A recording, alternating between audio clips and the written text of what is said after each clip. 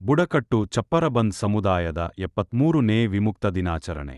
ಬಾಗಲಕೋಟೆ ಜಿಲ್ಲೆ ಹುನಗುಂದ ತಾಲೂಕಿನ ಮರಡಿ ಬುದಿಹಾಳ ಗ್ರಾಮದ ಮೌಲಾಲಿ ಬಿಬಿ ಫಾತಿಮಾ ಮಸೀದಿ ಆವರಣದಲ್ಲಿ ಆಗಸ್ಟ್ 31ರಂದು ಕರ್ನಾಟಕ ಅಲೆಮಾರಿ ವಿಮುಕ್ತ ಬುಡಕಟ್ಟು ಚಪ್ಪರಬಂದ್ ಸಮಾಜ ಸಂಘದಿಂದ 73ನೇ ವಿಮುಕ್ತ ದಿನಾಚರಣೆಯನ್ನು ಉಮರ್ ಖಾನ್ ಚಪ್ಪರಬಂದ ಅವರ ಅಧ್ಯಕ್ಷತೆಯಲ್ಲಿ ಚಪ್ಪರಬಂದ ಸಮುದಾಯದ ಜನರು ಮೂಲಭೂತ ಸೌಕರ್ಯಗಳಿಂದ ಸಮಾಜದ ಎಲ್ಲಾ ಕ್ಷೇತ್ರದಿಂದ ದೂರ ಉಳಿದಿದ್ದಾರೆ ಹಾಗೂ ಕರ್ನಾಟಕ ಸರಕಾರವು ಈ ಸಮುದಾಯವನ್ನು ಅಲೆಮಾರಿ ಪಟ್ಟಿಗೆ ಸೇರ್ಪಡೆ ಮಾಡಬೇಕು ಎಂದು ನಿರೂಪಣೆ ಮಾಡಿ ಅಚ್ಚುಕಟ್ಟಾಗಿ ಆಚರಣೆ ಮಾಡಿದರು.